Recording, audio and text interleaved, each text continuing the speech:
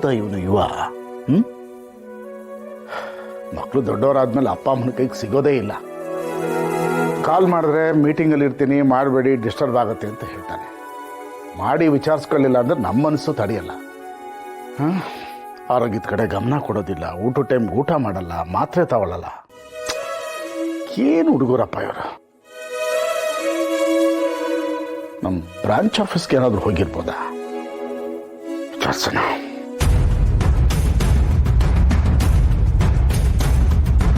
ಹಾಂ, ಹಲೋ. ಹಾಂ, ಚೆನ್ನಾಗಿದ್ದೀನಿ. ನೀವೆಲ್ಲರೂ ಹೇಗಿದ್ದೀರಿ? ಹಾಂ, ಏನಿಲ್ಲ, ನಮ್ಮ ಯುವ ಏನಾದರೂ ಬಂದ? ಇಲ್ಲ, ಅವ್ನು ಫೋನ್ ಸ್ವಿಚ್ ಆಫ್ ಅಂತ ಬರ್ತಿದೆ, ಅದಕ್ಕೆ ಅಲ್ಲಿ ಬಂದಿರ್ಬೋದೇನೋ ಅಂತ ಕಾಲ್ ಮಾಡಿದೆ ಅಷ್ಟೇ. ಏನಿಲ್ಲ, ನಥಿಂಗ್. Okay, fine. ಹಾಂ, ಬರ್ತೀನಿ, ಆಫೀಸ್ ಕಡೆ ಬರ್ತೀನಿ ನಾಳೆ ನಾಡ್ದಲ್ಲಿ. Okay, thank you. ಬಾಯ್. ಅಲ್ಲೇನಾದರೂ ಹೋಗಿರ್ತಾನ ನೋಡ್ತೀನಿ. ಹಲೋ.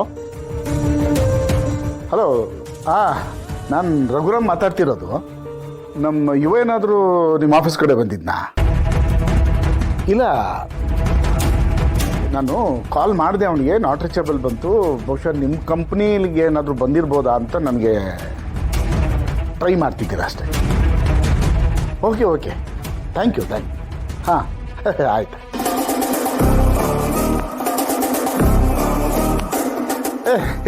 ನಥಿಂಗ್. ಜಸ್ಟ್ ಮಾತಾಡೋಣ ಅಂತ ಕಾಲ್ ಮಾಡಿದೆ ಅಷ್ಟೇ. ಅವನೇನಾದ್ರು ಬಂದರೆ ತಿಳಿಸಿ ನನಗೆ. ಹಾಂ, ಫೈನ್. ಬಾಯ್.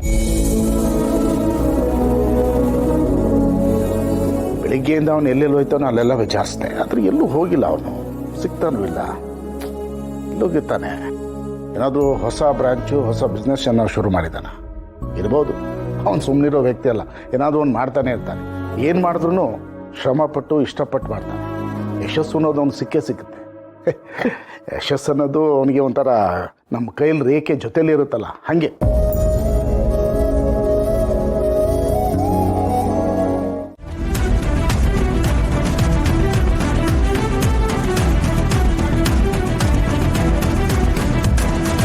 ಹಲೋ ಚಿಕ್ಕು. ಓಹೋ, ಯುವರಾಜ್ ಅರಸ್ ಅವರು, how are you? How do you do? ಹೇಗಿದೆ ಜೀವನ? ಚಿಕ್ಕು ಇವಳು ಸಿಕ್ಕಿದೆ ಚಾನ್ಸ್ ಅಂತ ಸಿಕ್ಕಿದ ಕೆಲಸ ಎಲ್ಲ ನಂಗೆ ಹೇಳ್ತಿ Chikku. Oh sad yeah. May good God bless you my child. God bless you. Don't irritate me Chikku. ಮೊದಲೇ ತಲೆ ಕೆಟ್ಟಿದೆ ನನಗೆ. ಚಿಕ್ಕು ಸಾರಿ ಕೇಳೋಣ ಅಂತ ಮನೆಗೆ ಹೋದ್ರೆ ಭದ್ರಕಾಳಿ ಅವತಾರ ತಾಳ್ತಾಳೆ. ಮನೆ ಕೆಲಸ ಮಾಡ್ಕೊಂಡ್ಬಿಟ್ಟಿದ್ದಾಳೆ ನನಗೂ ಅದೇನೋ ಇವತ್ತು ಕೋಪನೇ ಬರ್ತಾ ಇಲ್ಲ. ಹೌ ಇಟ್ ಇಸ್ ಪಾಸಿಬಲ್ ಯಾ? ಯಾರ ರಕ್ತ ಹರಿತಾ ಇರೋದು ನಿನ್ ಮೈಯಲ್ಲಿ? ನೀನ್ ಕೋಪ ಮಾಡ್ಕೊಳಕ್ಕೆ ಚಾನ್ಸೇ ಇಲ್ಲ ಮಗ. ವಾಟ್? ಏನ್ ಹೇಳ್ತಾ ಇದೀಯ ನೀನು? ಯಾರ ರಕ್ತ ಕೊಟ್ಟಿದ್ದು? ಅದು ಇದು ಯಾರೋ ಪುಣ್ಯಾತ್ಮರು ಕೊಟ್ಟಿದ್ದಾರೆ, ಸೌಮ್ಯ ಸ್ವಭಾವದವರು. ಅದಕ್ಕೆ ನಿನ್ ಕೋಪ ಬರ್ತಿಲ್ಲ ಅಂದೆ. It's okay, no problem. ಈಗ ಏನ್ ಮಾಡ್ತಾ ಇದೀಯಾ? ನಾನಿಲ್ಲೇ ಮಾರ್ಕೆಟ್ ಹತ್ರ ಅಂಗಡಿಗೆ ಬಂದೀನಿ. It's that share market bro. Shut up Chikku. ಮೆಣಸಿನ್ಕಾಯಿ ತಗೊಳಕ್ ಅಂಗಡಿಗೆ ಬಂದೀನಿ. ಅಯ್ಯೋ ದುರ್ವಿಧಿಯೇ, the great Aras group MD ಹಸಿರು ಮೆಣಸಿನಕಾಯಿ ತರಕ್ಕೆ ಮಾರ್ಕೆಟ್ಗೆ ಹೋಗಿದ್ದಾರೆ. ಸೂಪರ್ ಯಾ, ಕೇಳಕ್ಕೆ ಆನಂದವಾಗಿದೆ. ಮೆಣಸಿನಕಾಯಿ ತರ ಹಾಟ್ ಆಗಿದ್ದ ಹುಡುಗನ್ನ ಮೆಣಸಿನಕಾಯಿ ತರ ಕಳ್ಸಿದ್ದಾರೆ. ಅಯ್ಯೋ ಪಾಪ. ಚಿಕ್ಕು ನಗ್ಬೇಡ, ನನ್ಗೆ ಕೆಟ್ಟ ಕೋಪ ಬರುತ್ತೆ. ನೋ ವೇ, ಚಾನ್ಸೇ ಇಲ್ಲ. ನಿನಗೆ ಈಗ ಕೋಪ ಬರಲ್ಲ. ಈಗೇನಾಗ್ಬೇಕು ಹೇಳು? ಅದು ನನ್ಗೆ ಮಿಡಲ್ ಕ್ಲಾಸ್ ಬಟ್ಟೆ ಬೇಕು. ಅಷ್ಟೇನಾ?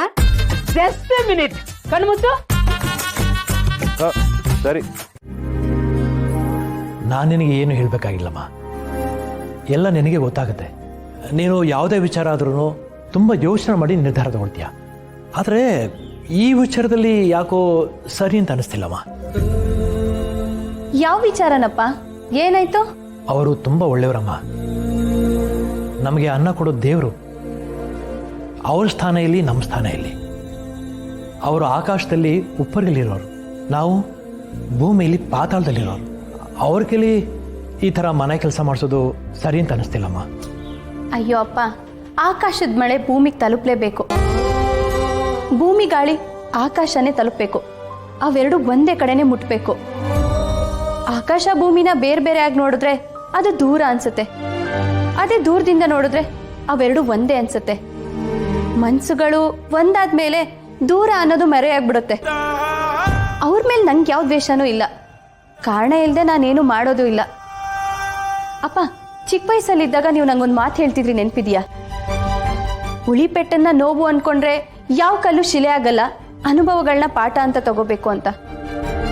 ಆ ಉಳಿಪೆಟ್ಟು ತಿಂದಿರೋ ಶಿಲೆ ದೇವ್ರಾಗಬೇಕು ಅಂದ್ರೆ, ಅದನ್ನ ಜನ ಪೂಜೆ ಮಾಡಬೇಕು ಅಂದ್ರೆ, ಅದನ್ನ ಶುದ್ಧಿ ಮಾಡಿ ಪುಣ್ಯ ಮಾಡಿ ಅರಿಶಿನ ಕುಂಕುಮದಿಂದ ಅಲಂಕಾರ ಮಾಡಿ ಅದ್ರ ಮುಡಿಗೆ ಹೂ ಏರ್ಸಿದ್ಮೇಲೆ ಆ ಕಲ್ಲಿನ ಶಿಲೆ ದೇವ್ರಾಗುತ್ತೆ ಅಂತ. ಈಗ ನಾನು ಅದೇ ಮಾಡ್ತಿದ್ದೀನಪ್ಪ. ಅವನ ಮನ್ಸಲ್ಲಿರೋ ಕೊಳೆನ ಶುದ್ಧ ಮಾಡಿ, ಅವನ ಎದೆಲಿ ಬದುಕಿನ ಸತ್ಯನ ಅಲಂಕಾರ ಮಾಡಿ, ತಾಯಿ ಪ್ರೀತಿಯ ನೋವುನ ಮುಡ್ಸಿ ಅವನ ದೇವ್ರಾಗಿಸ್ತಿದ್ದೀನಿ. ಅವನು 1000 ಜನಕ್ಕೆ ಅನ್ನ ಹಾಕೋ ಯಜಮಾನನಪ್ಪ. ಆ 1000 ಜನನು ಅವನಿಗೆ ಕೈ ಎತ್ತಿ ಮುಗಿಬೇಕು ಅಂದ್ರೆ ಅವನ್ ಬರೀ ಯಜಮಾನ ಆದ್ರೆ ಸಾಲದು, ಒಬ್ಬ ಒಳ್ಳೆ ಮನುಷ್ಯ ಆಗ್ಬೇಕು.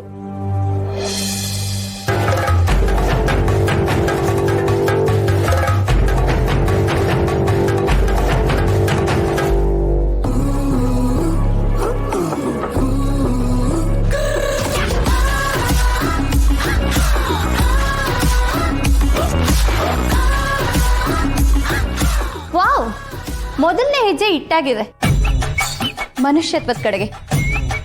ಇನ್ಮೇಲೆ ಎಲ್ಲಾನು ಬದಲಾವಣೆನೆ. ನೋಡ್ತಾ ಇರು.